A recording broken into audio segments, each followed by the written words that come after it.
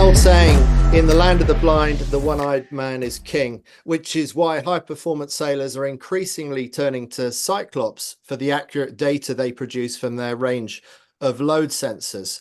So it's going to be a pretty technical, in-depth look at what is possible now. We're going way beyond the trusty old lose gauge that most of us grew up with and probably still mostly rely on. But before we meet our experts for the session, just to remind you, I'm Andy Rice. I'm one half of the Road to Gold founders, and I'm in Winchester, back in the UK at last after quite a trip around various events, kiteboarding, wing foiling, Olympic classes. So just taking a bit of time out at home. But Hamish, you're just past your first week in Barcelona working with Luna Rossa Prada Pirelli building up to the America's Cup. How has week one gone for you?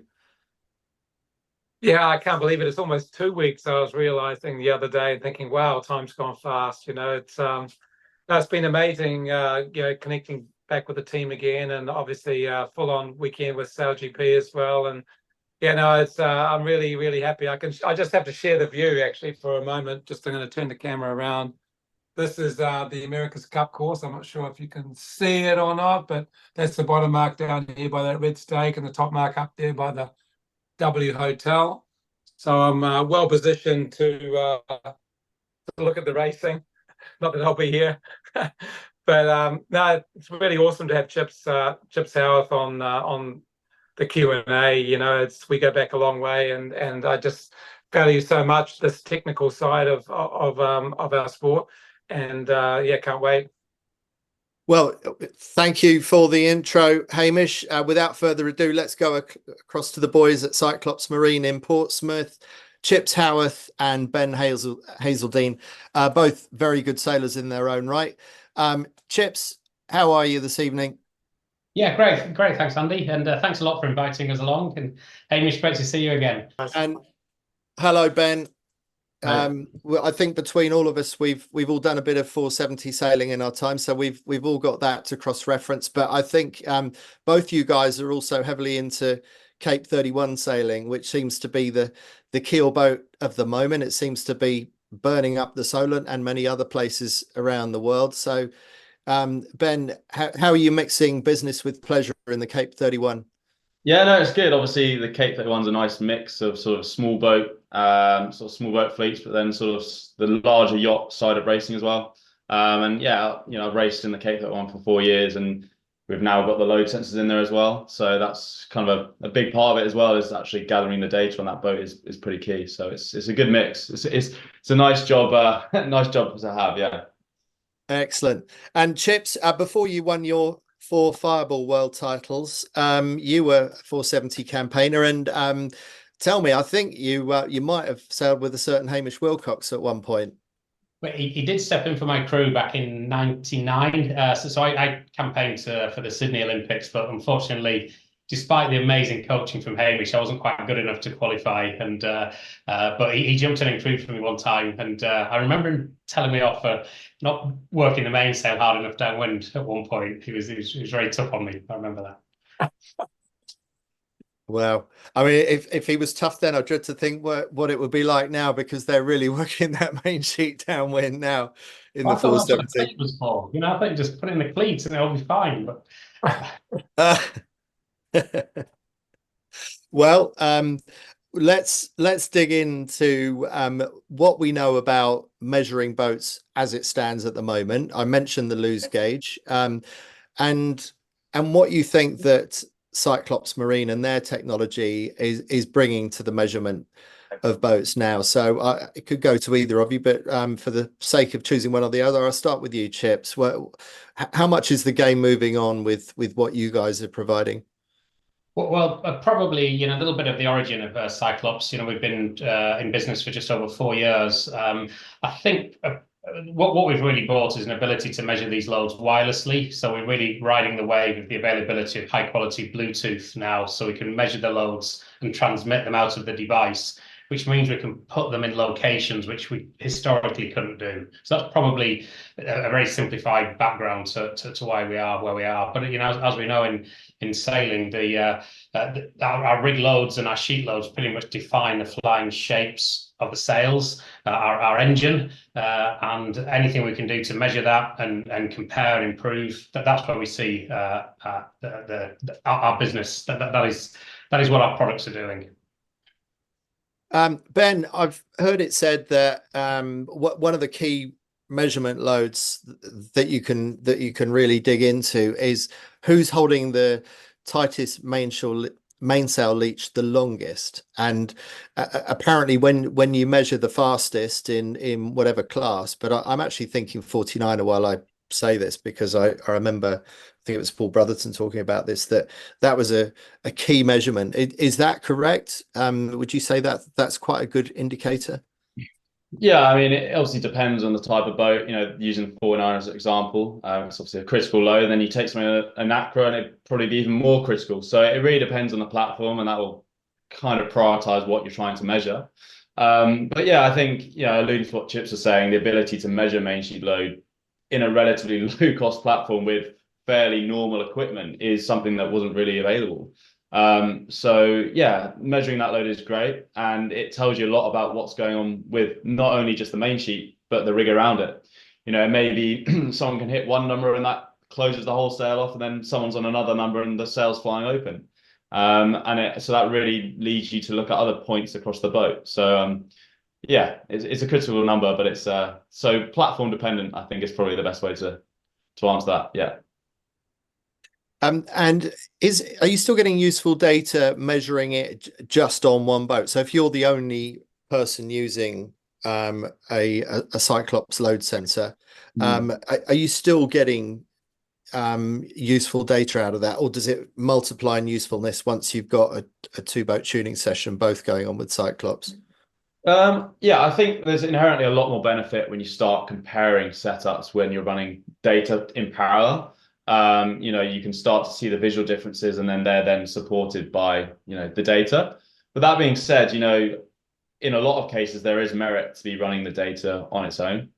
It's not that data alone may not be interesting, but when you start to look at it in combination with heel angle, boat speed, VMG, and you start digging into that data and start finding out which points on the race course you're going well and which points you aren't going well, you can start to make some quite simple correlations between something that didn't seem that useful. A number on its own isn't necessarily that useful, but when you start adding context, that's when it becomes useful. So yeah, I think in a two-boat tuning for sure is more interesting, but again, standalone sailing, there's also a lot of benefits from it.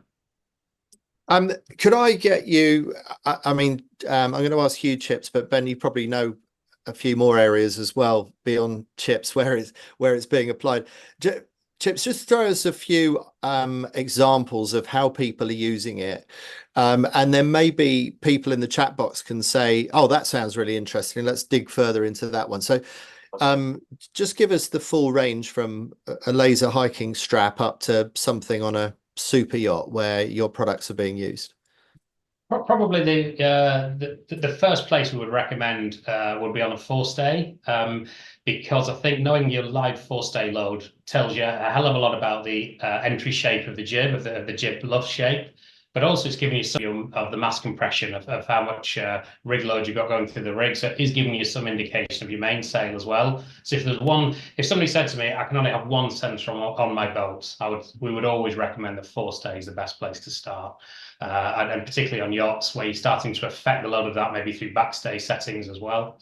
I think probably next would be something in the main sheet leech. And I think, again, as you were saying earlier, it maybe depends boat to boat. I'd say for yachts from kind of 25 feet up to maybe unlimited size, then I think that forestay load is the number one.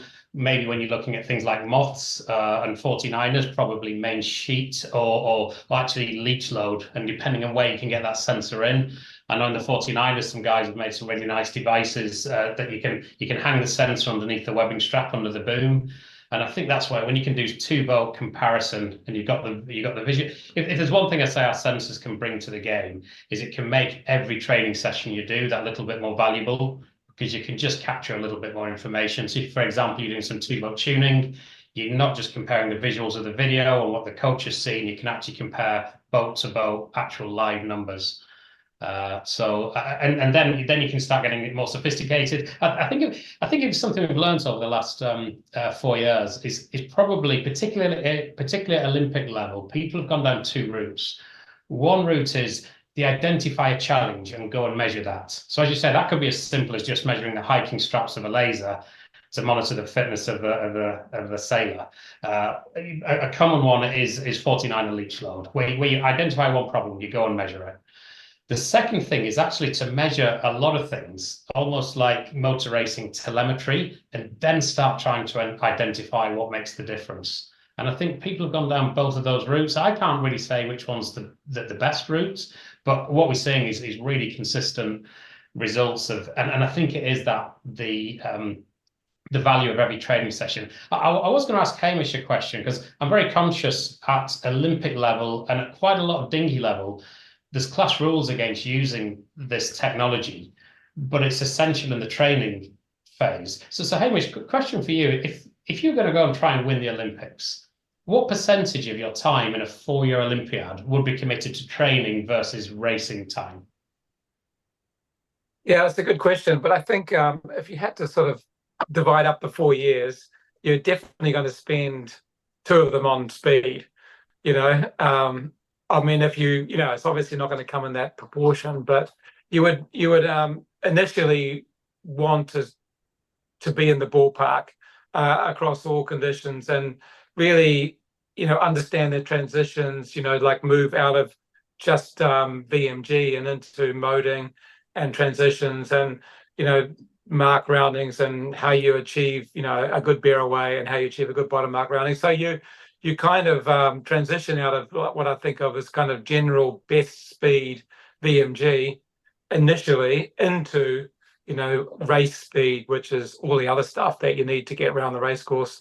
And I think so there's a hugely valuable tool in terms of quickly, I know some federations, some associations will have collected data using your devices in order to enable sailors to move quickly through this transition, quickly through this phase, because the speed phase is a 2-year part of the program if you had to generalize a 4-year Olympic cycle. So, it's a big investment, and if you can shortcut it any way at all, the easiest way to do that, that's a good question, is to cheat, and just take, the best in class. Let's say we had, we had all of Pete and Blair's data within Yachting New Zealand, in the 49er, and we could say to the next team coming along, look, this is a good starting point. This worked.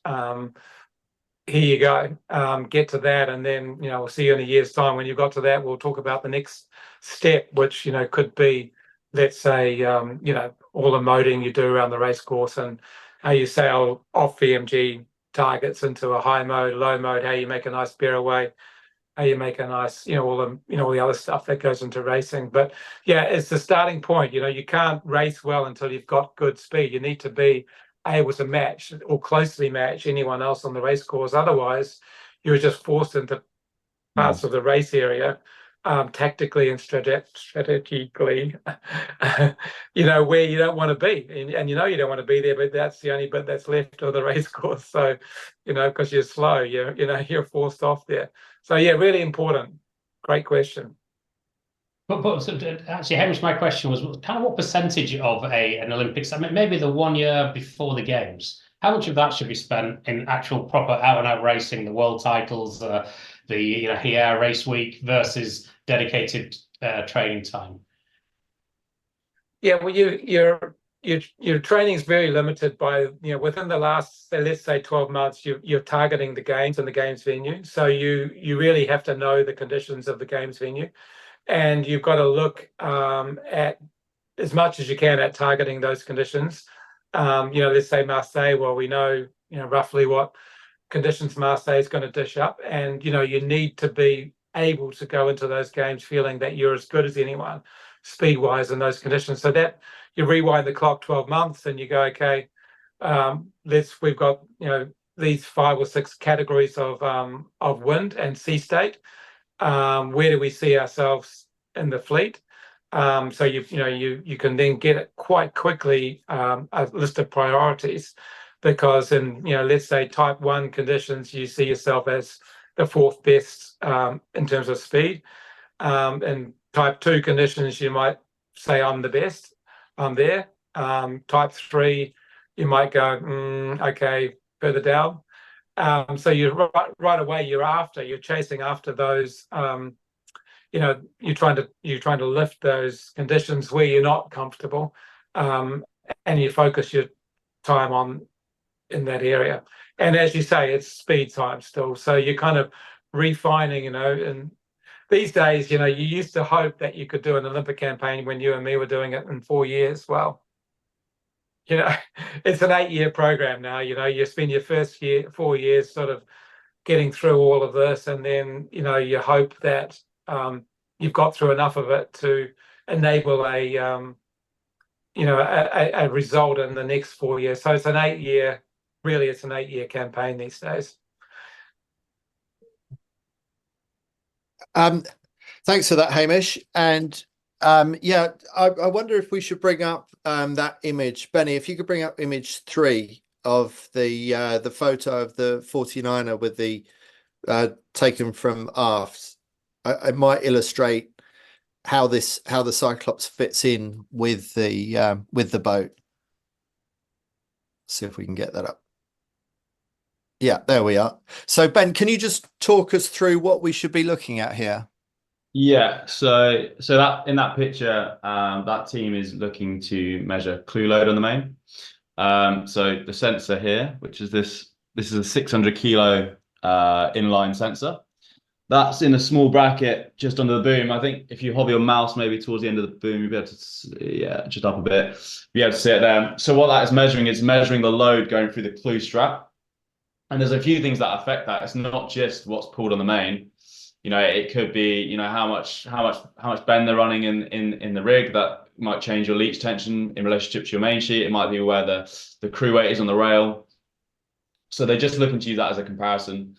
And then if you had another boat running that same setup, you can then start to draw some direct comparison between crews. And I think for me, one of the main reasons to use data, not just load data, just data generally, is to either confirm a feeling that is fast, or is to get comfortable sailing a boat in a way which doesn't feel right but is fast.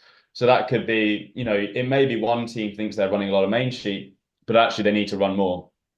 And not, just backing up the differences in shape could actually, it potentially opens their eyes to saying, actually, no, the tension we're running is comparatively low. We need to run more to achieve that setup. How do we do that? Will our rig facilitate that change, or is it just a case of we need to recalibrate what pulling a main sheet hard actually is? So obviously it's a downwind, so it's slightly different, but certainly upwind. That's definitely a discussion point.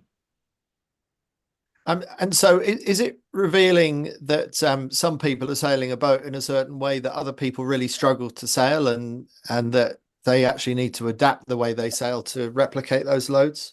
Yeah, I think so. And I think a prime example of that isn't actually load, but given who we've got around the table in a 470, when you sail a 470 flat, sometimes that doesn't feel right. It actually feels like it's potentially on top of you. It feels uncomfortable in certain conditions. And that's when you need to potentially see the data to suggest actually that is the fast mode. And with that knowledge, you can then go into race day and know that you have confidence from training that when you're in that mode and the boat is feeling like it's coming on top of you and it does feel uncomfortable, that's when it's quick. And the same can be said for, the main sheet tension. You've obviously got visual indicators, you've got your telltales, but actually sometimes they don't tell the full story. It might be, it's very hard to say, if all the telltales are flying and actually you need to run more twist, then that's something that in the data would help you identify. So yeah. We had a question in earlier from Mike Ruland, and if Mike is available to ask the question directly, it would be great to get you in. So Mike, let's see if you are around and if you can put that question directly to the guys.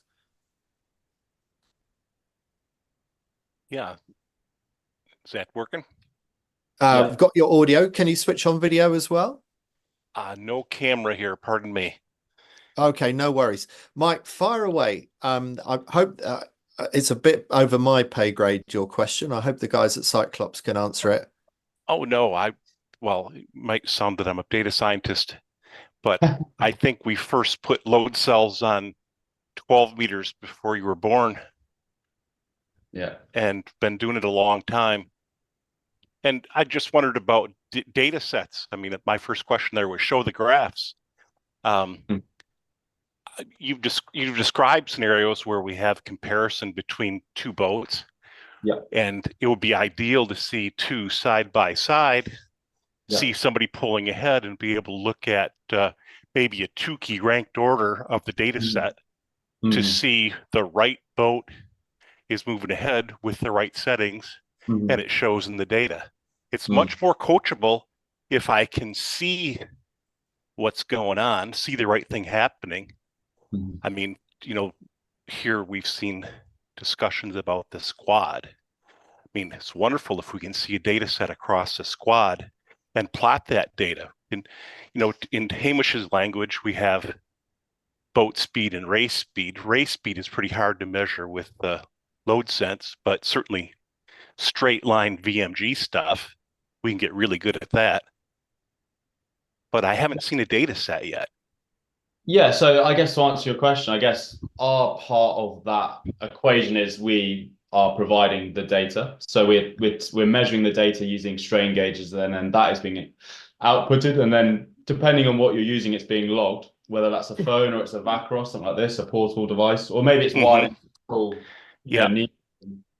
So those are kind of performance agnostic devices. I can't compare boat to boat with that data set. Exactly. So then once you've got that data, the important bit with any data is, the more data you can collate into one place, into one timestamp and one log file, the better. So for example, if you're running, a paddle wheel or you're running wind data, they can then start to bring that data out of the system together. And where that's as far as our system goes. But as a sailor's point of view, something I would use would be something like SailNord, be an analytical program which you can not only overlay the data and video, so you could run two pieces of data together, which I think Andy might have a screenshot of that program, which would be good to show. So you can run that data together, and then you can start to, as you say, make real world comparisons against what you can see and what the reality is. So if a boat is what that actually looks like. But not only that, is in relation to your question you posed earlier about comparing different data sets. That's something you can also do. So you can go through the different inputs, whether that input is VMG, whether that input is actually leeway or it's rudder angle. You can start to then compare those against each other. So one term I use, which is quite basic, but it's how I look at data, is basically VMG skimming, is finding a period of time which you felt either slow or fast, taking the data points from that time, so removing the noise and actually sort of skimming which part of the data is useful, part of the data is fast, and then creating some more well-educated conclusions on what might be causing either that performance gain or loss in that situation. Sure. I see this as setting up orthogonal experiments so we can see really what's going on with the data set. And to your point about collecting larger data sets, I would argue that smaller data sets are better with more engineered solutions. Over the long haul, VMC plots or polar plots start to look like mud. That's why it was always so nice to start out with just the VPP data initially. So it's nice and clean and we're making good choices about what we're doing. Yeah, fundamentally, that point is very valid, and it actually stems down to why our equipment is so good is because it is very light. If you're going to put, at the pure basic, if you're going to load a boat with sensors and it's fundamentally going to change the way that boat sails, the data at that point doesn't become irrelevant, but it becomes very challenging.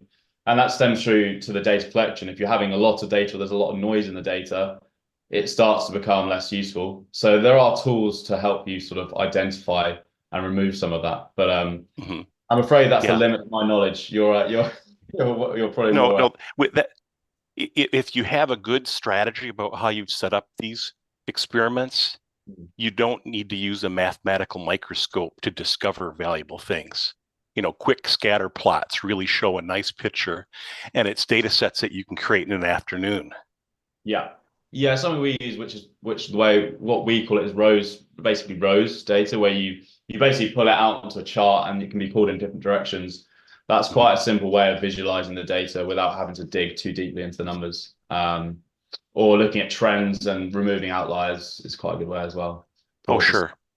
But yeah, no, it's good. I think that's a really good point. Yeah. So can you show anything?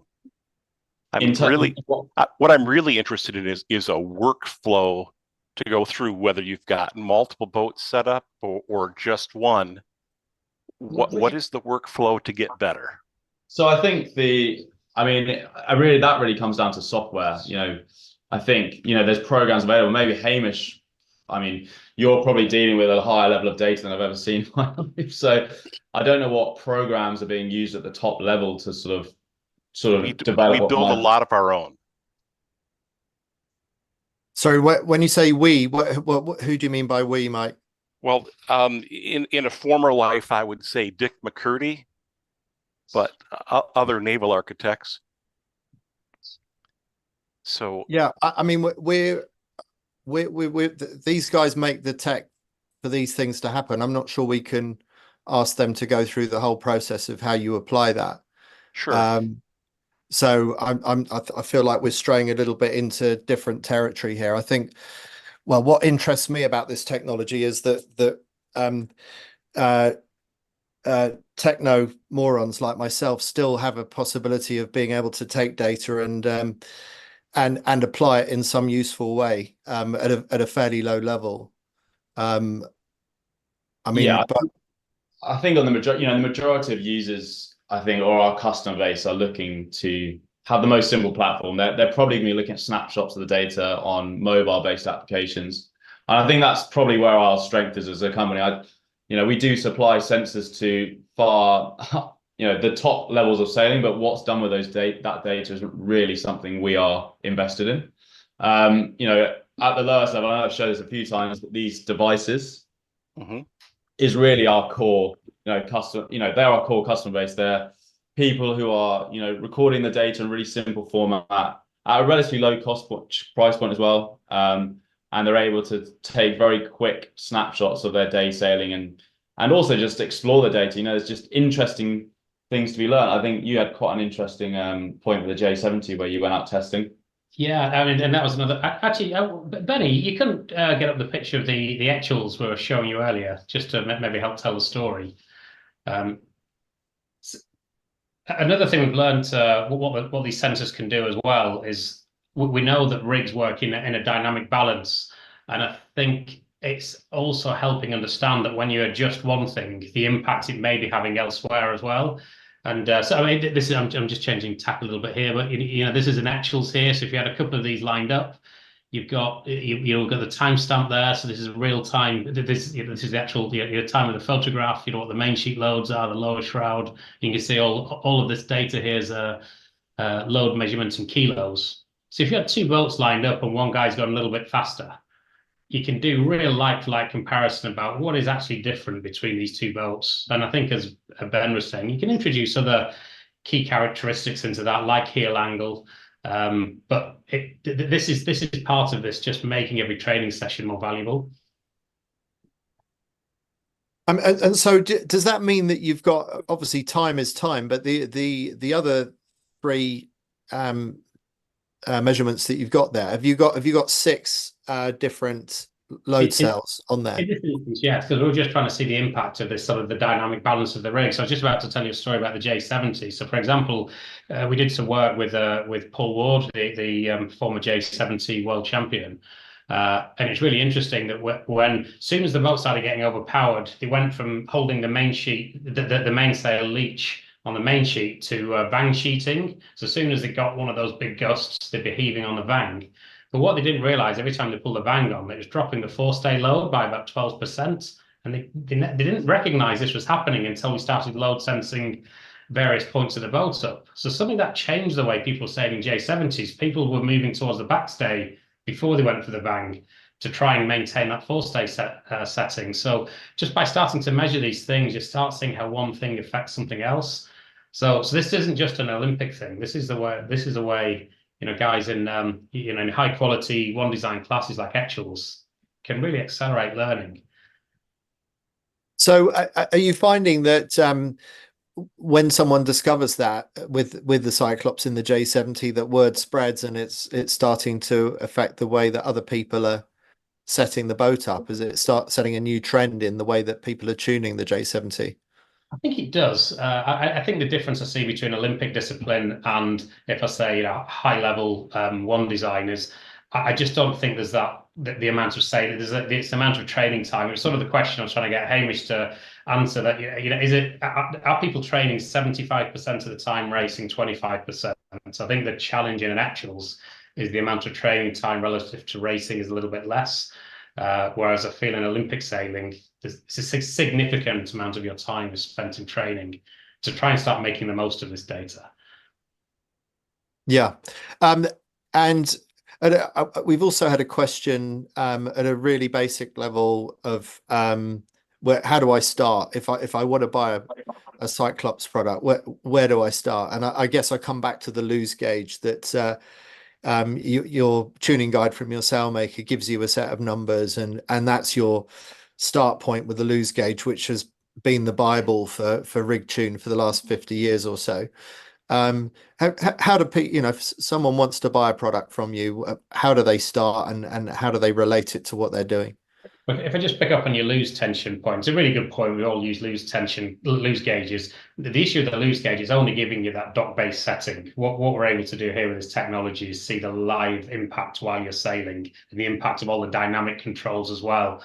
And that's the real key to it. That's the magic of it and the beauty of these devices now. So I do feel often, the products the Cyclops products are really only one cog in everything that's going on. And I think the development of the electronics to make the whole interaction easier so you can visibly see the impact of what you've just pulled, and then being able to post-race analyze it as well, or post-training analyzing. And they're the two things that the extras you get that you don't get with that loose gauge. So I think that's that's the first thing I would say. I think the second thing is coming back to what we talked about earlier, that it depends on the boat, the type of boat. I think if you are sailing something like a J99, I'd say it's a no-brainer. Just start with a forestay sensor or a Cape 31. Definitely that forestay sensor is where the action is. If you're a moth sailor, probably the moth guys would say, or 49er, they say start with a leech sensor. So it depends a little bit on the type of boat you sail. But in general, I'd say that forestay number is probably singly the most critical one. And if someone, the pioneer in a fleet, who, let's say they're a high level sailor, let's say they're the national champion in the international moth, if they're prepared to share that data, then that becomes a useful benchmark for other people to aim at, a little bit like the lose gauge, whilst taking your point that the lose gauge is static on shore measurements and what you're doing is dynamic while sailing on the water measurements.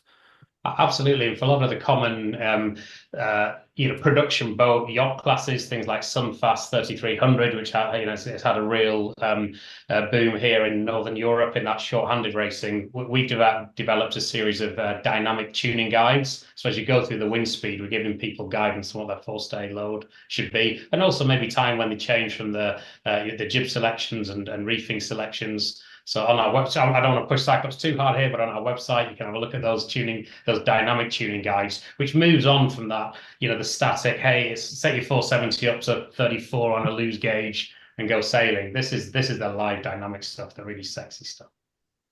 Yeah, I've dropped in the URL there, but don't go and look at that too hard. Stay with us on the call.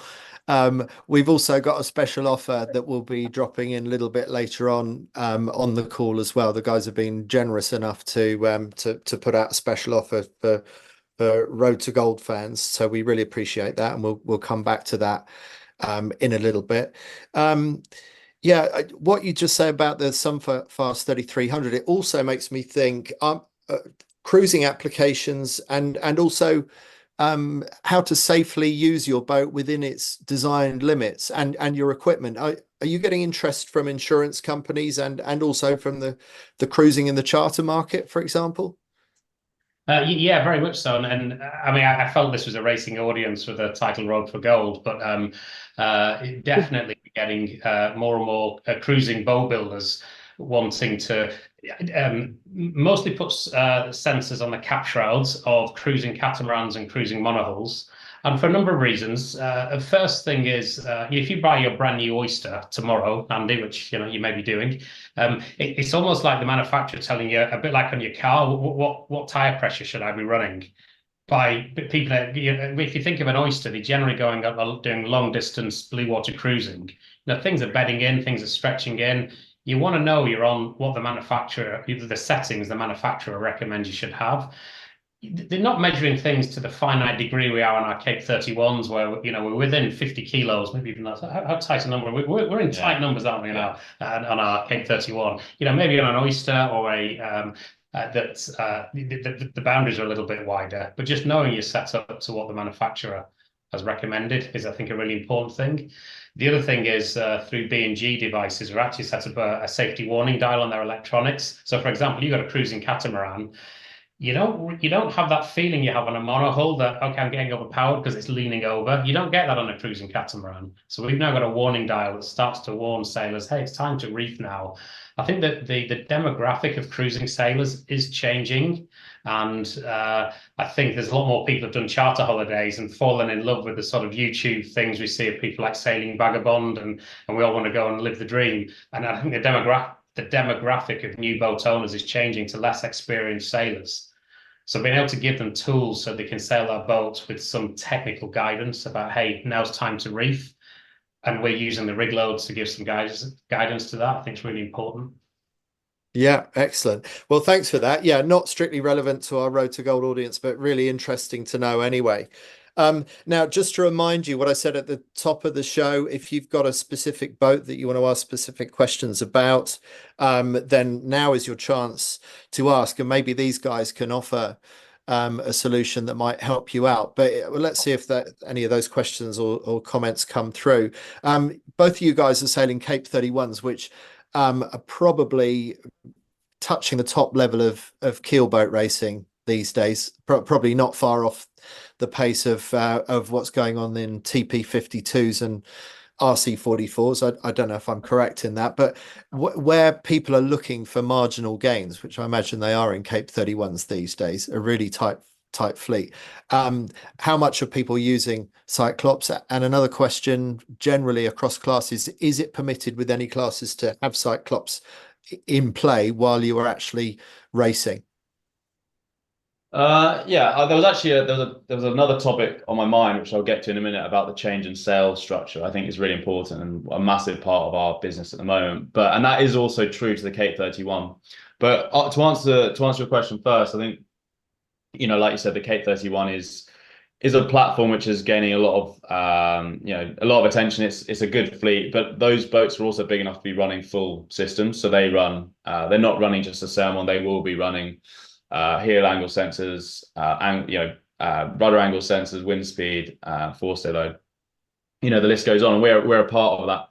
It is using that data is a massive part of making those boats go quickly. And I think it comes back to something I was saying earlier about being uncomfortable is sometimes fast. Inherently those boats, when I first joined the class, we're all sailing around at 18, 20 degrees of heel angle. And the massive change to that is that now we're running, between 14 and 16, which is very flat for a boat of that size. And that's not just done by letting the sails out deeper in the rig. That's also done by running higher forestay loads earlier. So, a big tool on that boat is the runner. The runner is a massive tool. It's very powerful for the size of boat, and it's actively trimmed. And since we've joined the class, originally boats are running 1.6 tons, and now they're up to sort of close to 2 tons of forestay load.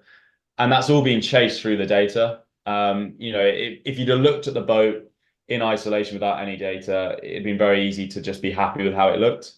But actually teams are really pushing to get higher forestay loads. And with that, they're also changing sail design. if you look at the winners of last season, they were a Doyle sailboat and have very aggressive luff curves, super deep sails. And they managed to work their way around the race course by achieving those higher forestay loads earlier, putting more compression through the rig, flattening off the sail plan and maintaining higher forestay load, and therefore enabling them to sail a slightly faster lower mode. So that's the way in which it's used mainly. And as I was alluding to, I think a big change in the Cape 31 and generally is the technology in sails. That's not only changed, the range of sails, but actually the load relationship between the rig and the sails. The Cape 31 is a key example of that. They moved to structured sails three years ago, wind sails, and actually that has meant that we've had to run larger Cunningham loads and all the sails on the jibs especially. And that again is not a place that's being measured in the class actively, but certainly in other boats, for example, the TP52s, and even bigger, those tack loads are really crucial. The tack load and the forestay load as a number actually globally is more interesting, or the relationship between those numbers is more interesting than just the forestay. So that really lends its hand to sensors that are very portable, can be used in various locations, and actually are becoming part of sail hardware. And that extends further than the Cape 31 fleet. So yeah. Wow, fascinating. Yeah, so that's really affecting the way that people are setting up boats, and it's probably a realization that people might have found a few years further down the line, but it's really accelerated that learning process, I'm sure. I do, yeah, I'd agree with that. I think, as Hamish was saying, I think it's the acceleration of development. I think we'll end up getting to that point. It's just taking longer. And is it permitted to have Cyclops attached during racing on a Cape 31? Yeah, it is. So Cape 31s are a class that comes standard fit pretty much with load sensors in the forestay. So yes, it is. And that's, like Chips was saying, it's such a key part of how the boats are sailed. It's such an important number. So yeah, that is a standard piece of hardware. Other sensors are used outside of class racing. I think more in line with what the Olympics are doing. They're sort of using sensors in different areas across the boat to gain a better understanding of what controls are doing what and how they're affecting the rig.